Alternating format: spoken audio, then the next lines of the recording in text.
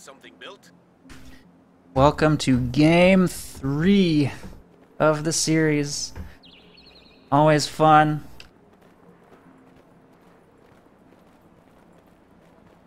When a tournament game, especially this late in a tournament game, or not game, tournament round, goes to the ace game, certainly makes it more exciting for both the casters and the viewers. So, OMGPOP versus Luvnest. Again, Luvnest had faction selection, and he chose Oster, and that's interesting to me because even though he won with Oster in Game 1, he had a very close shot at winning with Soviets in Game 1. Or in Game 2, sorry. He won in Game 2 with Oster, but he had a close shot of winning with Soviets in Game 1. And I thought maybe just a slight modification to his Soviet strategy might have worked. Now he's going to have to react, I guess, to whatever OMGPOP is going to bring here in the ace game, which is going to be the exact same thing he did in Game 2. Shock rifle, insta-locked. So, I guess he's not going to change things up much. But he's going to have to do something differently because Luvnest shut him down pretty well in the first game. They traded a little bit, kind of the way you would expect them to early on, but nobody really took a decisive lead, and then in the late game, Tiger came out and OMGPOP couldn't quite handle it, so I don't know. Whatever happens, OMGPOP is going to have to figure out a slightly different approach, or just utilize even better tactics. We can already see that he's completely changed his early game. He did not send his initial squads of conscripts straight for his opponent's houses or anything, and Luvnest actually changed his early game to go straight for building control, skipping past capture of the points. So they're both doing the opposite of what they did before, in that OMGPOP has slowed down his early game to take resource points, and Luvnest sped up the aggression to go take houses. Which is interesting. Your orders, comrade. This territory is ours.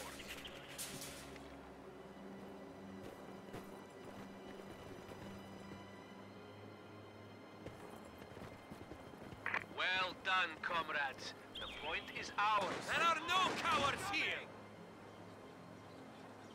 We have more conscripts at our disposal. Keep coming. Conscripts in the church will probably slowly lose this engagement against these Grens in cover. The Luvnest seems to have a pretty okay start. He's now getting his resource points under control. Conscripts are going to stand in cover over here by the fuel.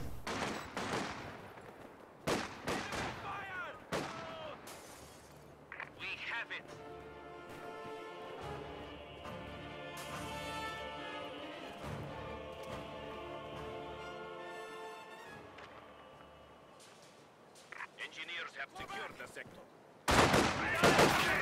That means you, Dieter!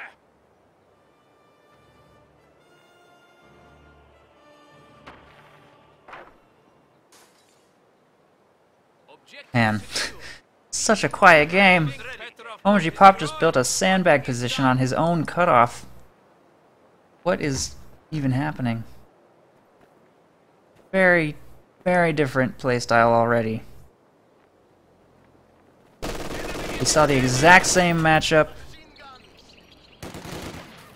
in Game 2, but the game has progressed in a completely different way, which is actually surprising because they're both using the exact same build. OMGPOP still went 4 cons. Luvnest got a mortar out because he had no choice, and since he did not need a mortar this game, he went with grenadiers instead, and that's quite normal. But that's the only deviation so far. Our territory is falling into enemy hands. Almost not a single unit on the map is even moving. Scout troops can now be recruited. Oops, whoa. Grenadiers shuffling around a little bit from cover to cover. Almost all of OMGPOP's forces are idle as Tier 3 is being constructed. He really toned down the aggression for Game 3.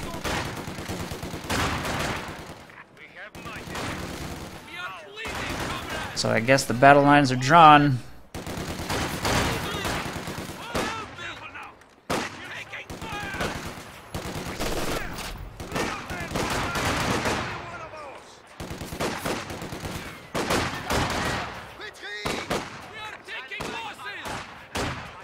Only a very minor engagement here in the north, which these grenadiers will win.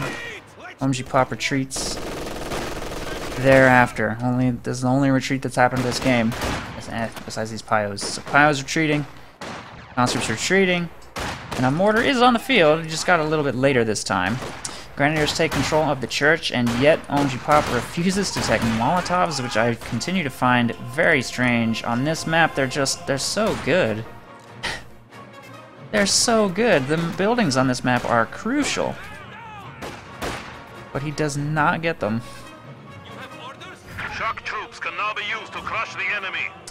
2 CPs, he has access to shocks. His M5 is in production. Not gonna change his build in any way yet. New half track has arrived. M5 on the field, upgrading with the quad. And the M5 did excellent work for him in game 1. Luvnest is again not quite ready for it, having invested heavily into tier 1. He doesn't have even tier 2 constructed. Battle phase 1 is done though. So he's going to need to build tier 2 soon. M5 is making its way towards the north, and it should have no problem chasing Luvnest off and growing Pop's territory advantage as Luvnest makes his way to AT guns, which is about to get.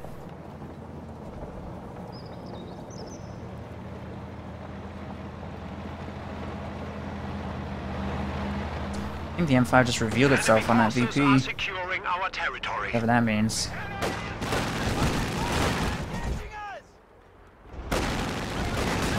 M5 begins its work on this house.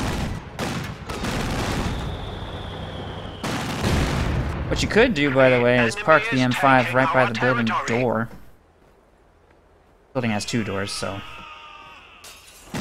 depending on what your opponent does, you might get a big burst of damage as they pop out. Not that the M5 is doing poor damage. Even inside the house, they clearly stand no chance, and there's the retreat. Conscripts on their way to take the house, and shock troops up to take the point. AT gun is not yet in production, as he needs to get the manpower together. The M5 will go uncountered for some time, but it doesn't. There's no minesweeper. Oh yes, there is. There's a minesweeper. So minesweeper moving up to support to make sure that M5 doesn't hit anything.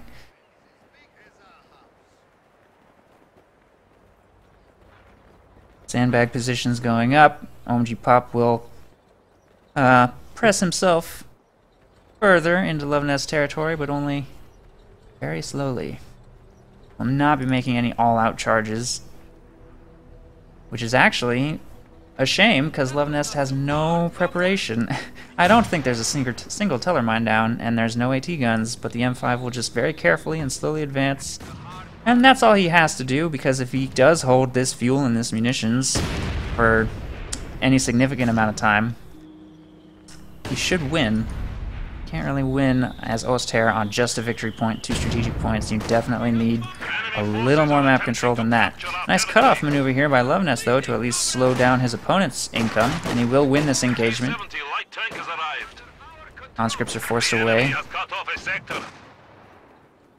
But both of these resource points have been captured, so obviously Pop is still in the lead.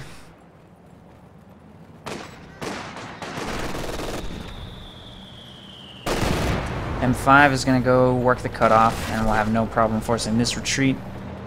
There they go. Have to send a squad to get that recaptured. Got some conscripts down here. Might send them, leaving these territories vulnerable to be captured. T70 on the field, so OMGPOP may go hard into tier 3, which is what Luvnest did in game 1 also. I don't think Pop got any tier 3 units besides the M5 and the Su-76. Luvnest got all 3, and that's part of why he was so much more successful early on. Shock troops going in on the mortar right there, but they will get suppressed. Here comes the smoke grenade. Too late. Wow, way too late. That mortar just wrecked the squad. That was such a good mortar. I can't even believe that just happened. Look at these tiny little short-range mortars. I'm gonna chase that squad of shocks off, no problem. I can't believe that. It's kind of funny. Grenade toss on the mortar also gets dodged. That mortar squad just handled those shocks with aplomb. T-70 goes in on the MG42, but possibly too late to save the squad from MG42 fire if it would just get one more burst. Nope, too late, and the MG42 will reposition out of the house. The M5 moves up to support in this engagement, and the AT gun is set up to counter. T-70 plus M5 fire going in on those Grens brings them dangerously low, and they do not escape. M5 snipes them. So with that, Pop will set up a triple cap, utilizing the power of Tier 3, not so much the power of shocks though. 0 kills on this squad, forced away by 2 mortars and a little bit of MG42 fire.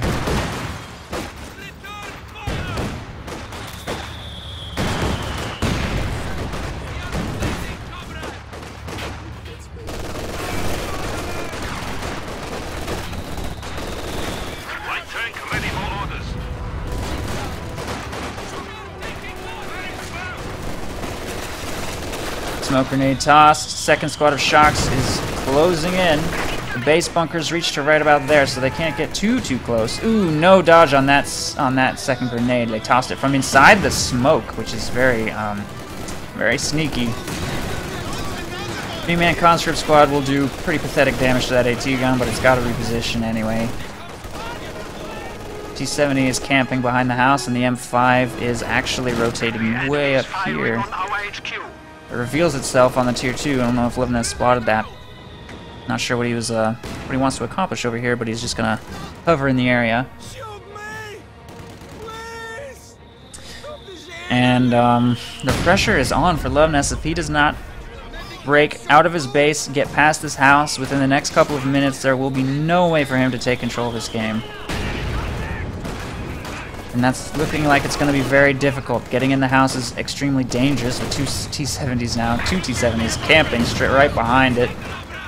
So that's not an option. Advancing beyond the house will expose him to a lot of firepower, so he needs to find a line on those T-70s with his anti-tank weapons that doesn't expose his anti-tank weapons to harm, and obviously that will be very challenging. They're just going to burst that down, I think. Oh man, a lot of damage though. Panzerfaust plus 1 AT gun shot brings that T-70 dangerously low. This one is too far back to be able to finish the job, and the house is proving very dangerous. Grenadiers can't stay inside any longer, and Luvnest has only the munitions for 1 more Panzerfaust. And that AT gun gets cleared again. That T-70 refuses to die, and this one can't seem to find an opportunity. The M5 goes in behind enemy lines to pick up wipes, and it takes out the mortar in a squad of... Oh, not a squad of Grens, because the AT gun finishes it off from range just in time to save that squad. The other AT gun is still cleared and cannot help save the day against this T-70, which is going to circle strafe this one to death. And there it goes, both AT guns cleared. This recovery attempt may cost him a Grenadier squad and is probably futile. A lot of bleed. Recovery is not successful. 3-man Grenadier squad is going to try and do something sneaky over here, I guess. This T-70 is being repaired and is now 2 hits from being destroyed once again, so it's not in any serious danger. Pulls behind the house. The Grens reveal themselves to the T-70, which has not even moved and could get wiped. The Grens could get wiped, and there they go. Incendiary artillery coming in on the team weapons. This AT gun is positioned well to destroy the T-70, but I think that OMGPOP's map control has been so good for so long that losing that T-70 does not matter. In fact, he made a 3rd one just to keep up the pressure, and he'll sacrifice a squad of conscripts to recover an AT gun, which makes perfect sense because he's not Tier 2. And he needs AT guns a lot more than he needs conscripts. That Stug is the perfect example of why. AT gun is charging the Stug instead of shooting at it though. And then it just set up in a weird direction. So he could have probably gotten at least a couple shots off if he would have microed that engagement a little better, but he was trying to manage his T-70s and he messed it up. So AT gun gets cleared. Stug, conscripts on their way to recover control of it and begin firing on the Stug while these T-70s try and force it to maneuver in an unfavorable way. Second AT gun has also been crewed in the north, so the Stug is destroyed easily. That will exhaust almost all of Luvnest's fuel. His manpower is pretty much gone. He has no forces remaining, and 2 T-70s are going to be in his base. It looks like this is the end. Incendiary artillery coming down once again. to finish out the series. OMGPOP will take it. Despite the fact that Luvnest had faction selection and chose Oster, the faction with which he won Game 2. The exact same matchup, the exact same commanders, everything exactly the same. But OMGPOP wins with a much more aggressive Tier 3 build and much more defensive early play. And no Molotovs, which is something that I think is interesting. So, well played by both players for sure. Luvnest will be knocked into the loser's bracket, and OMGPOP will advance to fight against Aimstrong, which you can watch on Sunday Night Fights channel, I think, unless it's not happening today. That may not even be happening today. So, I don't know, I'd have to check the schedule, but GG, that's the series.